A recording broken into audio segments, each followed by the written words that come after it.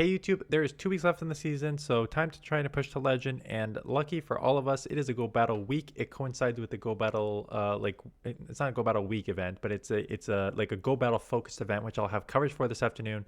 There's a week-long event with really nice Pokemon, so check that out later today. But this week, 21st to Tuesday the 27th, so basically a full week of GBL, 100 battles. So you get up to 20 sets, so 20 times 5 is 100 battles. 4 times Stardust for the wins. So good time for Dust. Good time to grind and try and push to Legend if you want to do that. And the Pokemon encountered in GBL will have a wider variance of attack, defense, and HP. Because as you know, you want generally lower attack for a lot of these Pokemon for GBL, which you don't get from the GBL track. You only get 10 base, but it'll be lowered this for the next week, which is an option if you're playing to potentially get more GBL Pokemon.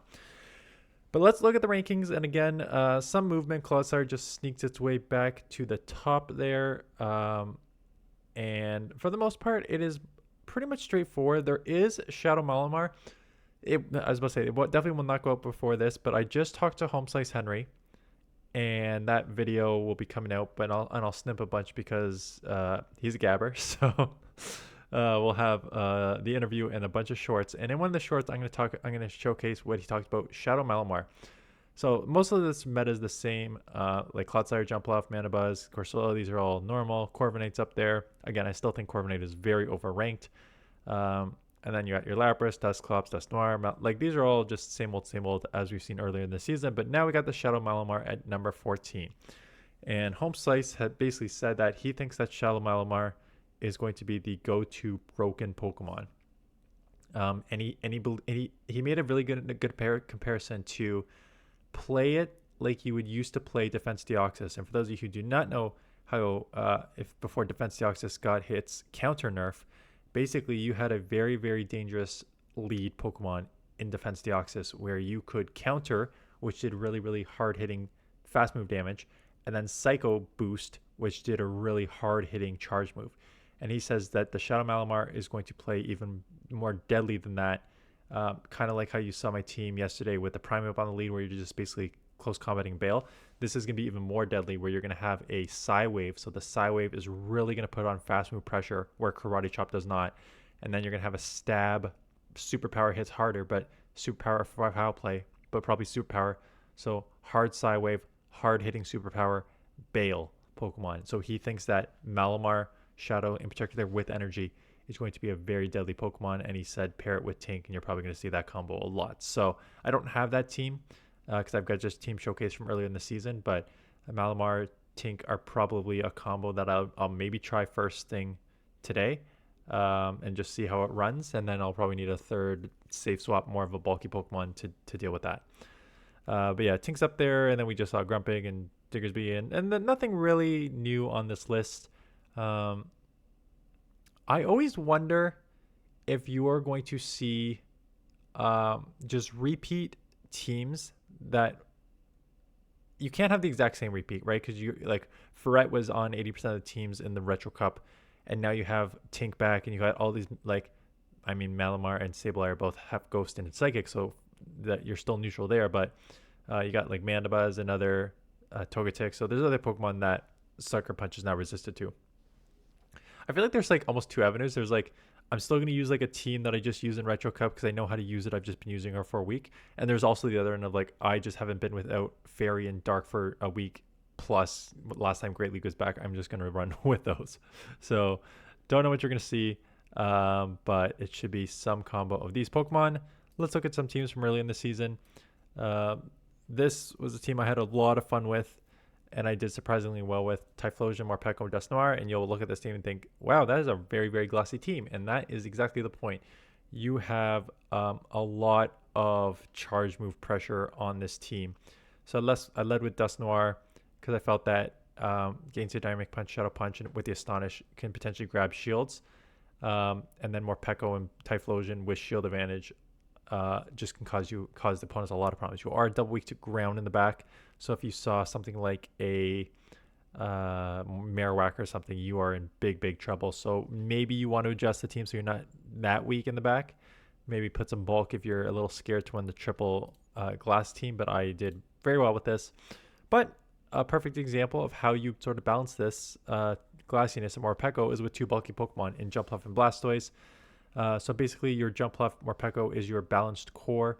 Think of it, Talonflame and Morpeko were very, very, very similar earlier, like last couple seasons. Morpeko Talonflame core, I showcased that a bunch of times. Help people run to Legend a lot with that combo. So same idea with Jumpluff Morpeko, and then Blastoise is your safe swap, which is why I think they're running Skull Bash to give you a little more coverage than Ice Beam would give you. Drapion, Marowak, Talonflame. I think this is more or less straightforward. I think that this is. I don't want to. So I have a subscriber who keeps, every time I say two shield beast, they say drink, because that's what Marowak is. So basically, you are Drapion lead, has a ton of coverage and a lot of spam, and then if you lose the lead against like a ground or something, you can just swap into Marowak, and then you can potentially just use that as a two shield, two flip switch if you need to get your Talonflame on it. So that's the idea behind that team. This is one I'm so happy I got to use it, but unfortunately it's just still not good enough. For Alligator, Credilli, Ninetales. For Alligator, Credilli, I really don't need to talk about. For Alligator, Shadow is still just a beast with the Hydro Cannon. Credilli is a fantastic safe swap with that insane coverage.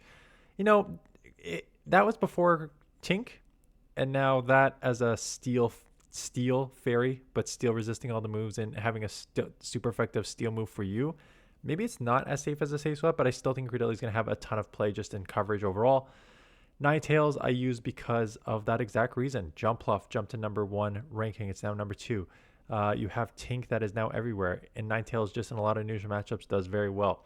Unfortunately, with all the water in the ground, it still struggles a bit, and I think that Typhlosion with that hard-hitting blast burn so quick and the Thunder Punch coverage, I think Typhlosion is just the better fire Pokemon, and some argue that you could also use more Makar Go, and I've seen Skeldurge with Torch Song just ramping up too. So I do think fire actually has a place in this meta, more so than it has had in years. Just beware that there is still a ton of ground and water out there. So if you're going to use it, you need to cover your ground and water weakness, which is what I did with Feraligatr and Credilli on this team.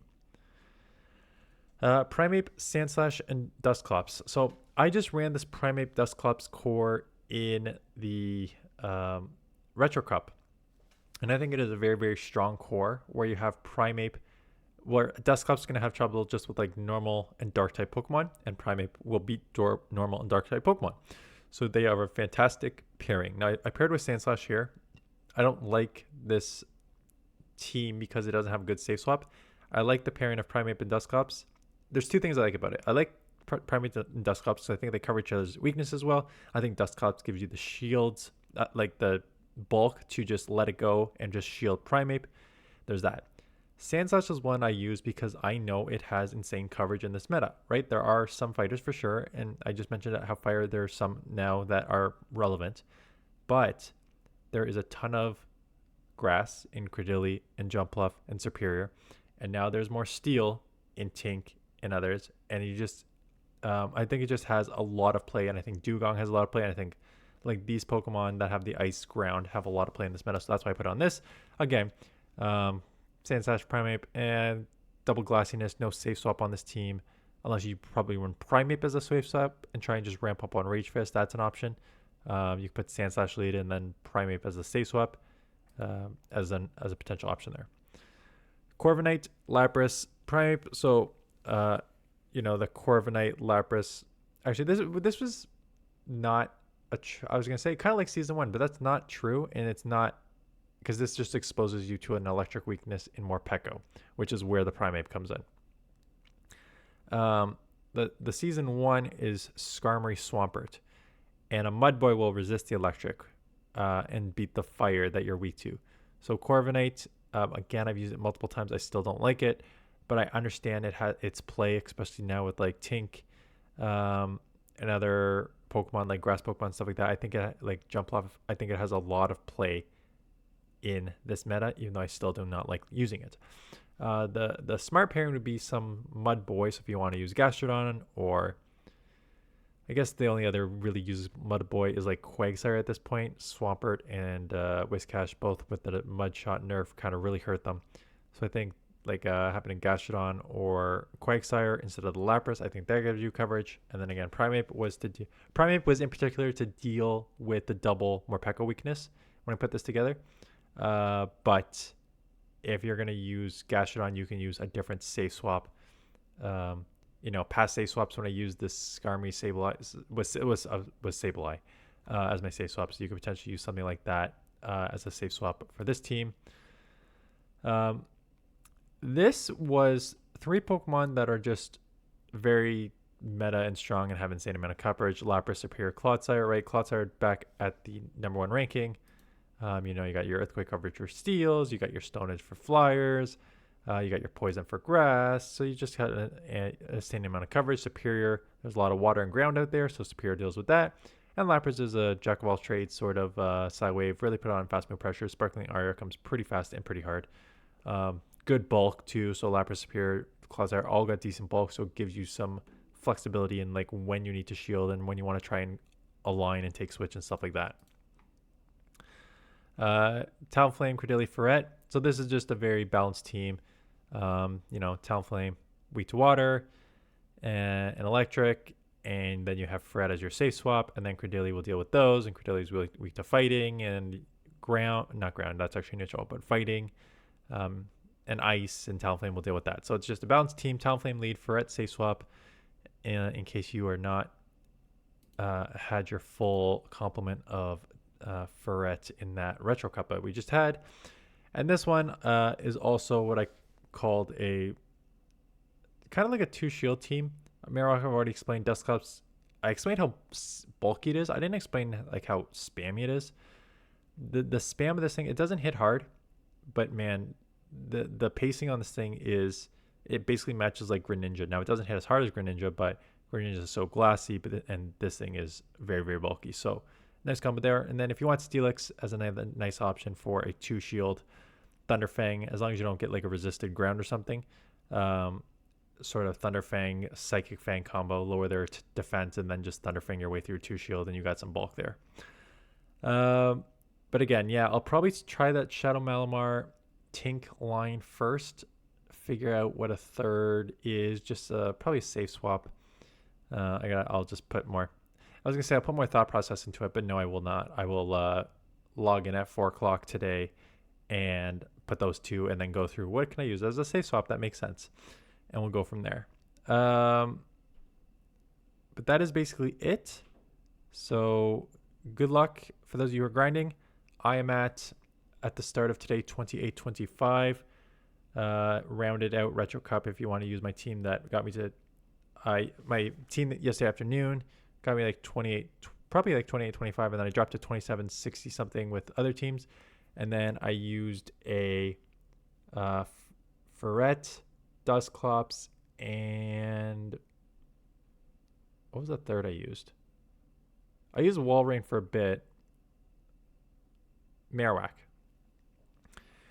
So if you want to play Retro Cup again today before we get to the Open Great League, I used basically Marowak lead, Ferret, and Dusclops with the exact same idea where you kind of 2 shield Marowak on the lead, and then you have Ferret as their safe swap, and then you also have just bulk in the back with Ferret and Dusclops that can apply shield pressure as well.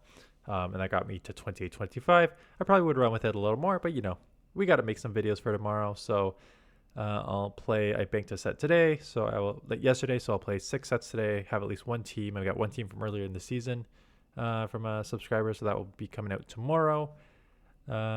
And we'll see how it goes. So 100 battles.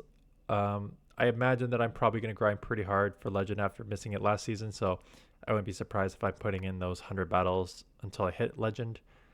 And then, yeah, that's it. So if you want to submit some of your Great League teams, link in the description. I would really appreciate that, since I need to showcase some over the next 2 weeks. Anyways, that is it. Thanks for watching. See you guys in the next one.